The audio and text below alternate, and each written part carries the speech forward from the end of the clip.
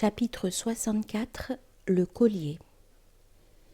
Aïcha et Salama avaient accompagné le prophète dans cette expédition. Or il arriva que 2 ou 3 jours après la marche forcée, alors que l'armée faisait halte au coucher du soleil, le collier d'onyx que portait Aïcha se détacha et tomba à terre sans qu'elle le remarquât. Lorsqu'elle s'aperçut de sa disparition, il faisait déjà trop sombre pour entreprendre des recherches. Elle tenait cependant beaucoup à ce bijou que sa mère lui avait mis autour du cou le jour de son mariage, et qui était un de ses biens les plus précieux. Il n'y avait pas d'eau à cet emplacement, et le prophète n'avait d'abord eu l'intention que d'y faire une brève halte, après quoi il se ravisa et donna l'ordre d'établir le camp jusqu'au jour suivant. Le motif de cette nouvelle décision se propagea de bouche en bouche, et beaucoup ressentirent une vive indignation à la pensée qu'une armée entière allait devoir s'attarder dans un lieu aussi inclément à cause d'un simple collier. Quelques compagnons allèrent se plaindre à Abu Bakr, lequel se sentit très confus et réprimanda sa fille pour son étourderie. Il n'y avait aucun puits à proximité, et personne n'avait songé à conserver une provision d'eau, puisque les outres et les gourdes allaient être remplies au point d'eau où l'armée devait camper ce soir-là. S'ils n'avaient pas d'eau pour faire leurs ablutions, les soldats seraient dans l'incapacité de dire la prière de l'aube. Pourtant, dans les dernières heures de la nuit, le prophète eut la révélation du verset concernant la purification par la terre, événement qui devait avoir un retentissement considérable dans la vie pratique de la communauté. Si vous ne trouvez pas d'eau, purifiez-vous avec de la terre propre avec laquelle vous vous frotterez le visage et les mains, disait la révélation. De ce fait, l'irritation qu'avait soulevée l'incident se calma totalement au point qu'Usayd put s'exclamer « Ceci n'est pas le premier bienfait que tu nous as apporté, ô famille d'Abu Bakr. » Lorsque vint le jour, le collier n'avait toujours pas été retrouvé, et tout espoir étant perdu, l'ordre de départ venait d'être donné. Au moment même où le chameau de Aïcha se levait de l'endroit où il était resté agenouillé toute la nuit, le collier apparut sur le sol en dessous de lui. Quelques jours plus tard, l'armée campa dans une agréable vallée au fond de laquelle s'étendaient des bancs de sable fin. Les 2 tentes du prophète étaient plantées, comme à l'ordinaire, un peu à l'écart des autres, et ce jour-là, c'était au tour de Aïcha de lui tenir compagnie. Elle raconta plus tard comment il lui avait proposé de faire la course. « Je relevai ma robe et le prophète fit de même. Puis nous courûmes et c'est lui qui gagna. Ceci est ma revanche, lui dit-il, pour le jour où c'est toi qui as gagné. » Ce disant, le prophète faisait allusion à un incident qui s'était produit à la Mecque avant l'hégire, et que Aïcha elle-même a rapporté en ces termes. « Il était venu à la maison de mon père, et je tenais quelque chose dans la main. Il me dit alors, « Apporte-le-moi. » Et je refusai, puis je m'enfuis en courant. Il voulut me poursuivre, mais je fus plus rapide que lui. La boucle du collier de Aïcha fermait mal, et lors d'une des dernières haltes avant l'arrivée à Médine, il se détacha encore une fois de son cou, cela alors que l'ordre de marche avait déjà été donné et qu'elle s'était éloignée du camp pour aller satisfaire un besoin naturel. À son retour, elle-même et Salama prirent place chacune dans son palanquin, en fermèrent les rideaux et se dévoilèrent le visage. C'est seulement à cet instant que Aïcha s'aperçut de la perte du bijou, et se glissant par-dessous le rideau, elle revint sur ses pas pour tenter de le retrouver.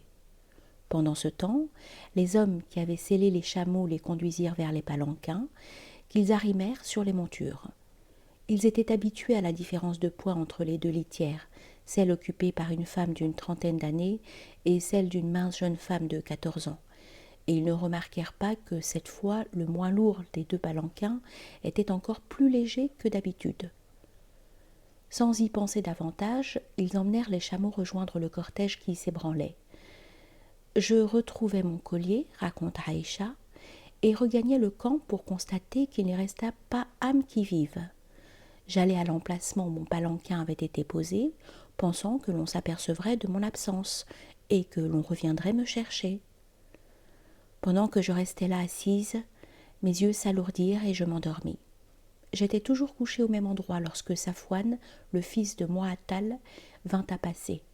Il était resté en arrière de l'armée pour une raison ou une autre et n'avait pas passé la nuit au camp. Me voyant, il s'approcha, se pencha au-dessus de moi, et comme il m'avait vu souvent avant que le voile ne nous soit imposé, il me reconnut et s'exclama « En vérité, nous sommes à Dieu et en vérité à lui nous retournons. Voilà l'épouse de l'envoyé de Dieu. »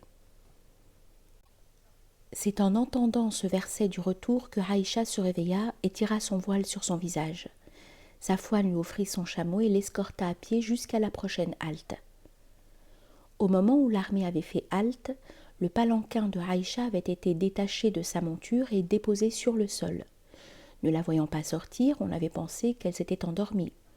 Aussi, la surprise fut-elle grande au moment où la halte allait prendre fin et où les hommes s'étaient déjà reposés, de la voir arriver dans le camp conduite par Safwan. C'était le début d'un scandale qui allait secouer Médine et que les langues des hypocrites ne furent pas longues à fomenter. Pour l'instant toutefois, ni le prophète ni Aïcha, non plus que la majorité des compagnons, n'avaient le moindre pressentiment des ennuis qui se préparaient.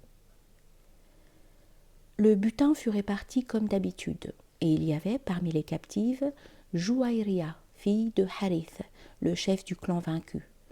Elle échut en partage à un auxiliaire qui fixa un prix élevé pour sa rançon, ce qui incita la femme à aller trouver le prophète pour lui demander d'intervenir en sa faveur. Il se trouvait ce jour-là dans l'appartement de Aïcha, qui ouvrit la porte et qui plus tard raconta l'événement en ces termes.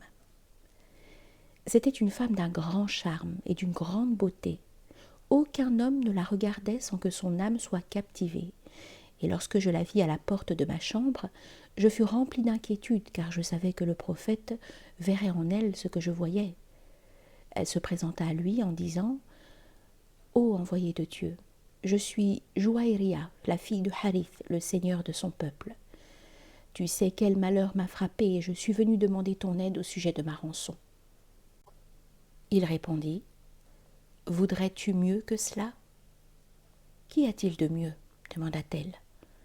À quoi il répondit « Que je paie ta rançon et que je t'épouse. » Jouaïria accepta son offre avec joie, mais le mariage n'avait pas encore eu lieu lorsque son père arriva avec plusieurs chameaux qui y devaient servir de rançon.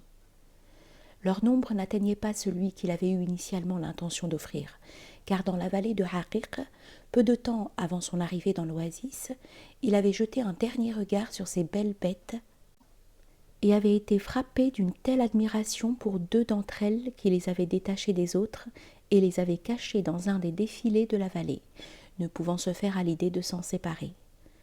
Il conduisit toutes les autres prophètes et lui dit « Ô Muhammad, tu as pris ma fille comme captive, et voici sa rançon. » « Mais où donc, reprit le prophète, sont les deux chameaux que tu as cachés à Haqiq ?» Et il poursuivit en décrivant de façon détaillée l'emplacement où ils étaient entravés.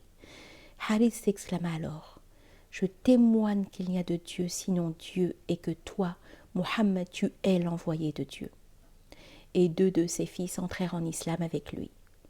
Il envoya chercher les deux chameaux et le remit avec le reste du troupeau au prophète, qui lui rendit sa fille. Elle entra alors elle-même en islam, et le prophète demanda à son père de la lui donner en mariage, ce qu'il fit, et un appartement fut construit pour elle. Lorsque l'on apprit que les Bani Mustaliq étaient devenus par mariage des parents du prophète, les émigrants et les auxiliaires libérèrent ceux de leurs captifs pour lesquels une rançon n'avait pas encore été versée.